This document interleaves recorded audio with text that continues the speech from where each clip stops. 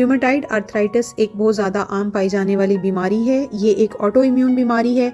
Auto immune बीमारी में आपका इम्यून सिस्टम हेल्दी सेल्स को अटैक करता है। रूमेटाइड आर्थराइटिस में ये सेल्स जॉइंट्स होते हैं, यानी आपके जोड़ होते हैं। एक वक्त में बहुत सारे जोड़ जो हैं वो रूमेटाइड आर्थराइटिस से मुतासिर होते हैं। इसमें आपको जोड़ों में दर्द होता है, सूजन हो जाती है, सुबह उठने पर बहुत ज़्यादा सख्त आपको महसूस होते हैं जोड़ आपके। इसके अलावा अगर आप ज़्यादा देर तक बैठे रहते हैं या खड़े होते हैं तो उससे भी आपके जोड़ों में दर्द और सूजन बहुत ज़्यादा बढ़ जाती है। अगर इसको आप ना ट्रीट करें तो आहिस्ता आहिस्ता जोड़ों की शक्ल बदलने लग जाती है, डिसफॉर्मेशन का शिकार हो जाते हैं। इससे आपको खुदा न खास्ता माजूरी भी हो सकती है। रूमेटाइड आर्थराइटिस एक सिस्टमैटिक डिजीज़ है, यानी ये आहिस्ता आहिस्ता जिस्म के अंदर बढ़ती जाती है और ये आपके हार्ट, आपके फेफड़ों को और आँखों को भी मुतासिर कर सकती है। जो दवाइयाँ हैं वो इसके प्रोग्रेशन को या इसके बढ़ने के अमल को आहिस्ता करती हैं और दूसरों को, जो दूसरे टिश्यूज़ होते हैं उनको इससे बचाती हैं। लेकिन ये दवाइयाँ ज़्यादातर पेन किलर्स या स्टीरॉइड्स होते हैं और वो आपके जिस्म को और चीज़ों के लिए नुकसान दे सकते हैं। लिहाजा अगर हम नेचुरली रूमेटाइड आर्थराइटिस की मैनेजमेंट की बात करें तो उसमें बहुत सारी चीज़ें ऐसी हैं जो करके आपके इसके सिम्टम्स को भी कम कर सकते हैं। और अगर ये बहुत ज़्यादा अभी आपके जिस्म में नहीं फैला तो फिर आप उसको सेटल भी कर सकते हैं। तो आज हम खुराक की बात करेंगे कि किन किन चीज़ों से रूमेटाइड आर्थराइटिस को मैनेज किया जा सकता है। उसमें जो सबसे पहली चीज़ है वो बेरीज हैं। बेरीज में ब्लूबेरीज भी आती हैं, स्ट्रॉबेरीज भी आती हैं, ब्लैकबेरीज यानी कि शहतूत भी आती हैं। विटामिन सी इनमें काफ़ी ज़्यादा पाया जाता है और फाइबर की भी मिकदार काफ़ी ज़्यादा होती है। ये आपके मुदाफ़ती निज़ाम को सपोर्ट करते हैं और जिस्म में सोजिश को कम करते हैं। इसके अलावा बेरीज के साथ साथ जो इंज़िमेटिक फूड्स हैं उनमें पपीता है, आम है, पाइनएप्पल है, ये भी रूमेटाइड आर्थराइटिस की अलामात को कम करने में मदद देते हैं, तो आप इनका भरपूर इस्तेमाल करें।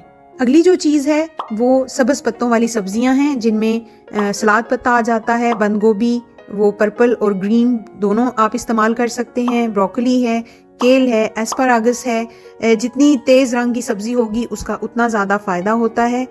इन सब्जियों के अंदर विटामिन ए, के, विटामिन सी और विटामिन ई पाए जाते हैं जो कि कार्टिलेज को बनाने में मदद देते हैं, जिससे आपके जोड़ सेहतमंद होते हैं। पालक के अंदर भी बहुत ज़्यादा ऐसे कंपाउंड्स पाए जाते हैं, स्टडीज़ बताती हैं कि जो रूमेटाइड आर्थराइटिस के पेशेंट्स को फ़ायदा देती हैं। लिहाजा आप पालक को अपनी रूटीन का हिस्सा बनाएं और इसको इस्तेमाल करें। उसके बाद लेग्यूम्स हैं। लेग्यूम्स में जो है वो बीन्स आ जाते हैं, मुख्तलिफ तरह के दालें हैं, पीनट्स हैं।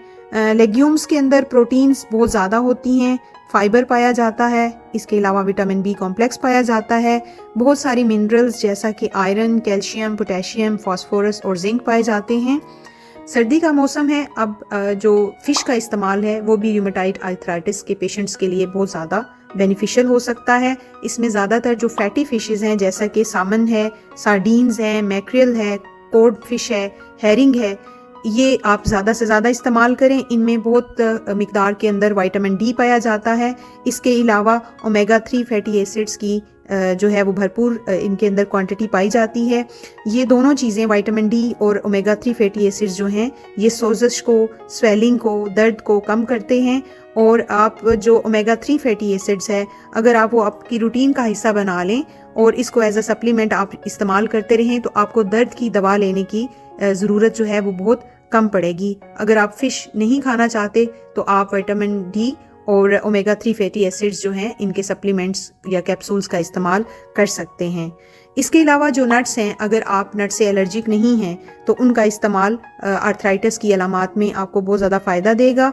इनमें बादाम, काजू, अखरोट, पिस्ता, हेज़लनट वगैरह शामिल हैं और ये एक बहुत फैंटास्टिक सोर्स है फाइबर का।